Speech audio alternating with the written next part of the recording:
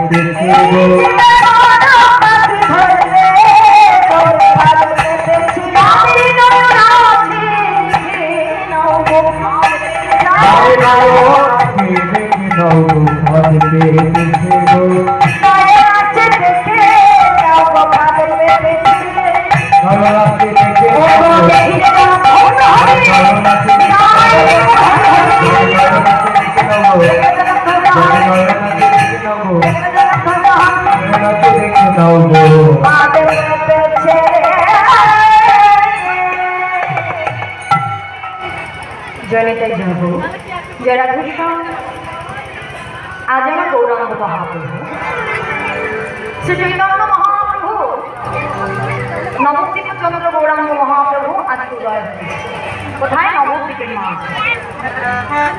মহাপ্রভু বলছে দেখো যে গোরাচাঁদের উদয় হয়েছে নবদ্বীপের মাঝে। তবে শোনো, গোরা যেমন চাঁদ আরেকটিও কিন্তু চাঁদ আছে, তাই না?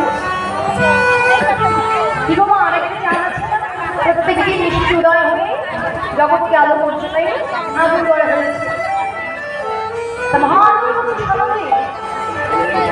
তবে এই পার্থিব জগতের মাঝে যে চাঁদ উদয় হচ্ছে সেই চাঁদের সঙ্গে আমার গোরাচাঁদের তুলনা করতে দেব। কেন? কেননা পার্থিব জগতের চাঁদের সঙ্গে আমার গোরাচাঁদের কোনো তুলনা হবে না। কেন? কেন হবে না? সেও চাঁদ আর গোরাও চাঁদ। কেন হবে না জানো? দেখবেন না, এই পার্থিব জগতের মাঝে প্রত্যেকদিন আকাশে যে চাঁদকে আমরা দর্শন করি সেই চাঁদে কলঙ্ক কালিমা আছে, তাই না? কিন্তু আমার গোরাচাঁদে কি কোনো কলঙ্ক কালিমা আছে? গোরাচাঁদে কলঙ্ক কালিমা আছে। সে হচ্ছে নিষ্কলঙ্ক পূর্ণ শক্তি। গৌর হরি হচ্ছে 16 কলায় পরিপূর্ণ। পার্থিব জগতের চাঁদ দেখবেন পক্ষাপক্ষ আছে, তাই না? গোরাচাঁদে কোনো পক্ষাপক্ষ মানে এই পার্থিব জগতের চাঁদের নিশি সমান নিশিতে উদয় হয়। নিশিতে উদয় হয়ে কিঞ্চিত জগৎকে আলো করে।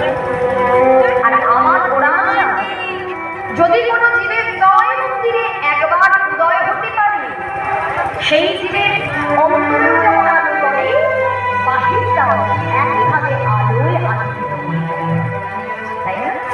তাহলে গোরাচাঁদের সঙ্গে এই চাঁদের কোনো তুলনা হলো না?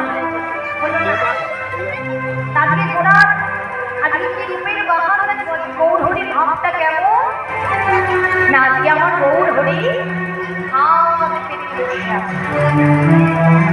তার সবার হাত কখন পাবে? হরিবল হরিবল বলো না, হাত কখন পাবে? যখন শিকার ধরতে হয়, কোনো শিকারি যখন শিকার ধরে তখনই হাত পাততে হয়, তাই তো? তা আজকে আমার গোরাচাঁদ হাত পেতেছে। কিসের ভাব পেতেছে? কিসের ভাব পেতেছে গো? ভুবন মোহন রূপ বিস্তার করে নিজ রূপের ভাত পেতে বসে। আচ্ছা বলো তো মা, গোড়া যে ফাঁদ পেতে বসে আছে, সেই ফাঁদে তো পাখি ধরতে হবে, তাই না? ফাঁদটা তো এমনি এমনি পাতেনি, কারণ তো আছে। কি ধরার জন্য গোড়া যে ফাঁদ পেতেছে? না জীবের মন পাখি ধরবে বলে ফাঁদ পেতে বসে। হরি বল হরি বল। ভেবে দেখো মা, আমাদের মতো জীবের মন ধরবে গৌর হরি, এতই কি সোজা যে গলি জীবের মনটা ধরতে পারে গৌর হরি? পারবে? কি করে পারবে? যে জীবের হৃদয় সদা সর্বদা চঞ্চল হয়ে থাকে, দুদণ্ড স্থির হয়ে বসতে পারে না, ভালো কর্মজীব ভালো করে না, ভালো কর্মজীবীর ভালো লাগে না, হরিনাম ভালো লাগে না, সাধন ভজন করে না, সেই জীবের মনটাকে ধরবে গৌর হরি কেমন করে? আচ্ছা, যদি পাখি ধরতে হয় শুধু কিন্তু ফাঁদ পেতে বসে থাকলে হবে না, হবে হবে না। তাহলে কি দিতে হবে পাখি ধরার জন্য? বলো, কি দিতে হবে? শুধু ফাঁদ পেতে বসে থাকলে হয়? লোভনীয় চার দিতে হয়, তাই না? লোভনীয় চার না দিলে পাখি তো ধরা পড়বে না। আচ্ছা এখন তোমাদের গোড়া যে বলছো ফাঁদ পেতে বসে আছে, তাতে কি কোনো চার দেওয়া আছে নাকি? কেন না চার না দেওয়া থাকলে পাখি তো ধরা পড়বে না।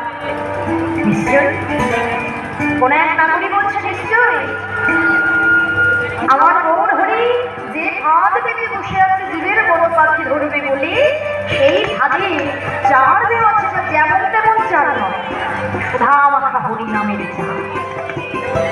হরি নামের চার, হরি নাম হল মন্ত্র সুধা, মহামন্ত্র সুধা। তাই যে দিবে সেই ধরা হয়ে যাবে। অদ্যাবধি সেই লীলা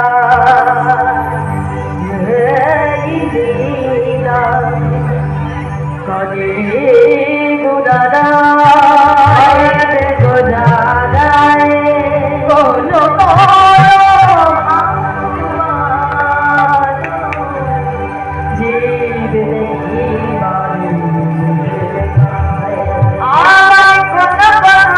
ভগবান যে দেখি পায়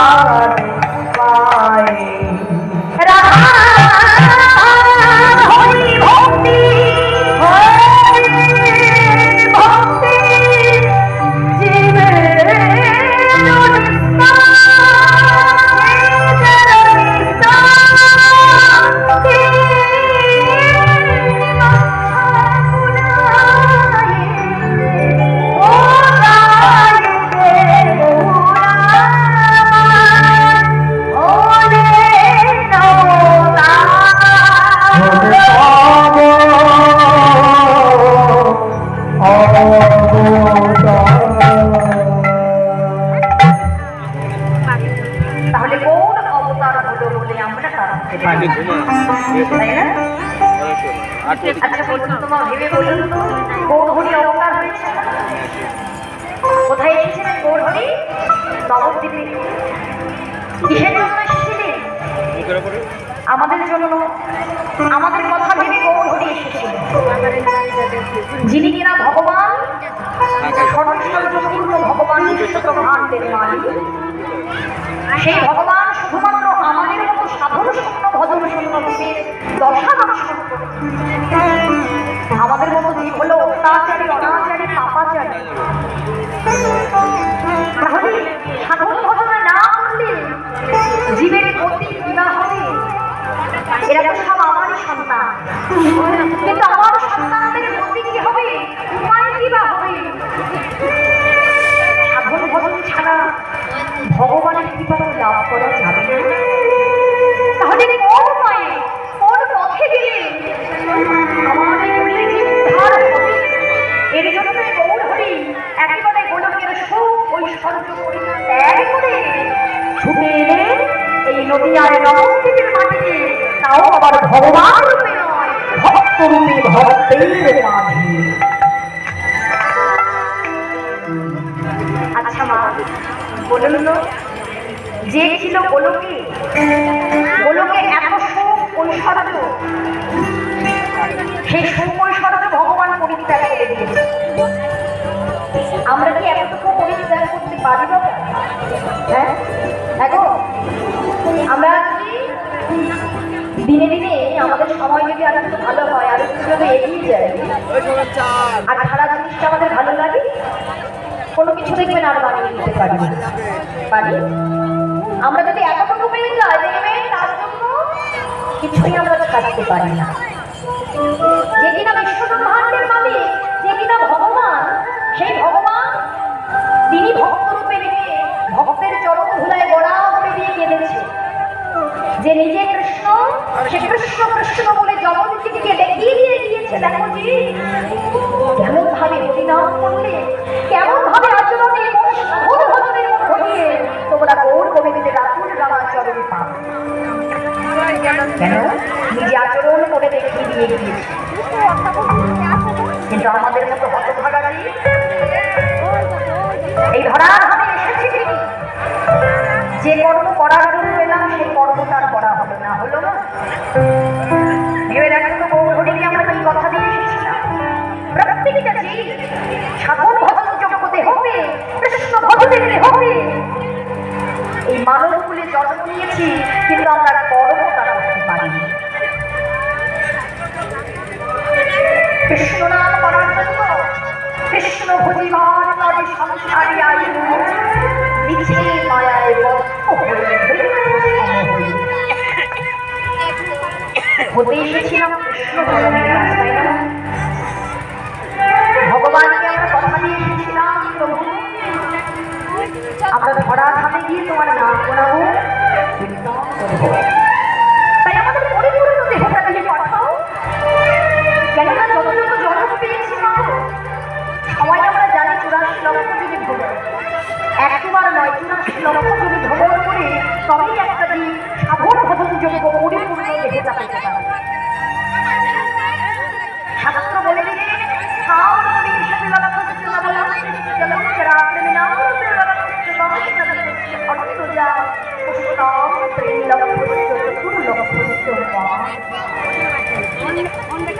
স্থাবর মানে কি?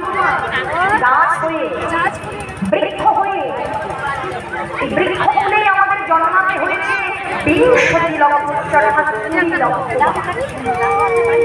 ভেবে দেখো, এই দেহটা কারো মুখের কথা না, আমরা দেহকে হারিয়ে দিচ্ছি, কিন্তু শাস্ত্র বলে স্বর্গের দেবতারাও আশা করে আমাদের মতো মানব হইতে। মানব হয়ে কেন যাবে 84 স্বর্গের দেবতারাও বাসে রাখবে, মানব বলে জন্ম নেওয়ার জন্য। আর আমরা মানব বলে জন্মকে হেলাই নবলক্ষ জলচরা জলের জীব হয়ে, জলের গমন হয়ে জন্মেছি 9 লক্ষ।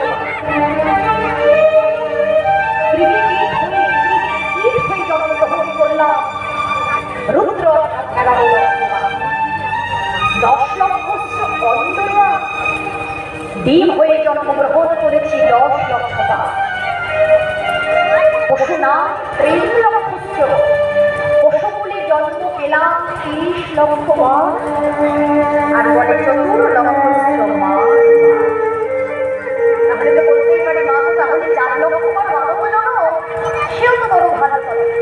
4 লক্ষ বার, একবার নয় 4 লক্ষ বার মানব জন্ম। সেটা কি কম হলো? 4 লক্ষ বার মানব জন্ম পাচ্ছি।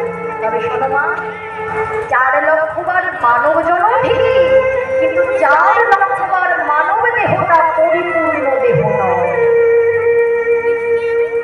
এই যারা যারা আমরা নয়ন পেয়েছি, হস্ত পেয়েছি, চরণ পেয়েছি, কৃষ্ণ কথা বলার মতো বদন পেয়েছি, তাদের হলো পরিপূর্ণ সাধন ভজন যোগ্য। বলুন তো বাবা, এই জগতে সবাই জন্ম নিয়ে আসে, কিন্তু সবাই কি নয়ন নিয়ে জন্ম নেয়? সবাই কি কথা বলতে পারে? সবাই কি হাত পায়? সবাই কি চরণ পায়? পায় না। কেউ অন্ধ, কেউ বা বোবা, কেউ বা পঙ্গ। আমাদের ওই জন্মগুলো পেতে হয়েছিল। কোনো জন্মে নয়ন পেয়েছি তো বদন পাইনি, কোনো জন্মে বদন পেয়েছি তো হস্ত কষ্ট পাই। গৌরহরিকে বলেছিলাম দয়া, আজকে তুমি আমায় এমন জবাব দিয়ে পাঠালে যে জনমে আমি নয়নটা পেলাম না, যে নয়নে নিয়ে সবাই তোমার দর্শন করতে পারি, এই জগৎকে দর্শন করতে পারি, রাধা গোবিন্দের চরণটা দর্শন করতে পারি। তুমি আমায় এমন দেহ দিয়ে পাঠালে যেখানে আমায় নয়ন দিলে না। যদি এরপর আমায় নয়ন দিতে হয়, জনম দিতে হয়, তুমি আমায় নয়ন দিয়ে পাঠিও, যে নয়নের জলে ডুব ভাসিয়ে তোমার চরণটা ধরে দিতে পারি।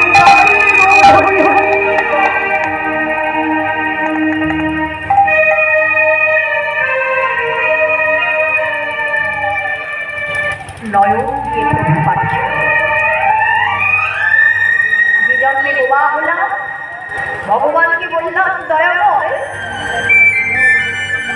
তুমি আমায় জনম দিয়ে পাঠালে সবাই বলতে পারছে তোমার নাম, এই বদনে আমি তোমার নাম উচ্চারণ করতে পারছি না। কৃষ্ণ নাম সবাই শুনতে পাচ্ছে, আমি শুনতে পাচ্ছি না। এরপরে যদি জনম দাও আমায় বদন দিয়ে পাঠিয়ে, যে জনম পেয়ে, যে বদন পেয়ে আমি হরিবোল হরিবোল বলতে পারি।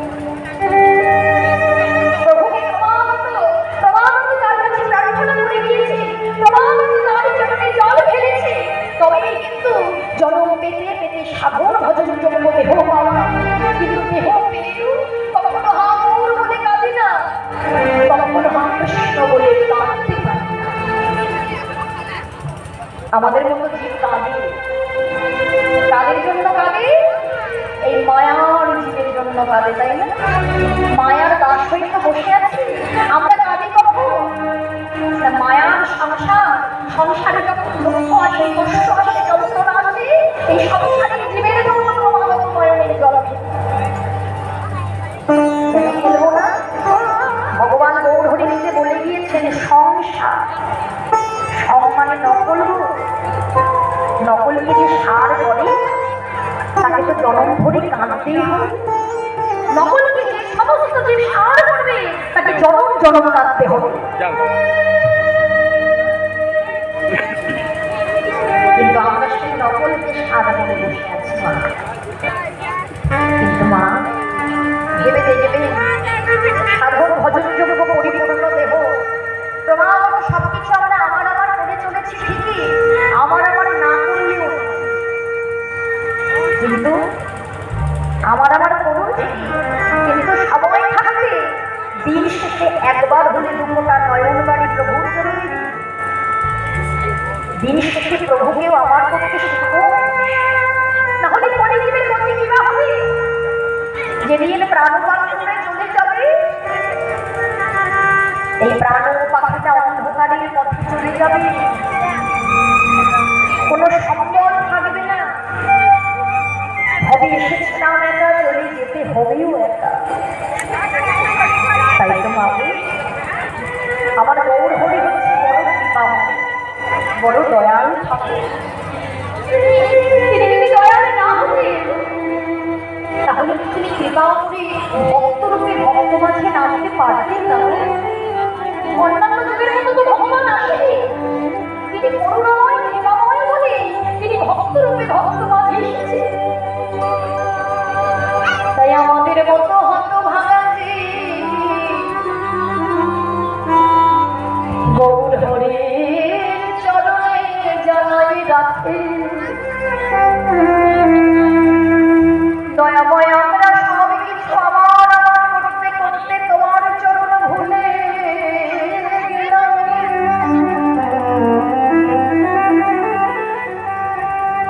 কিন্তু যেদিন আমার শেষ সকলটুকু চলে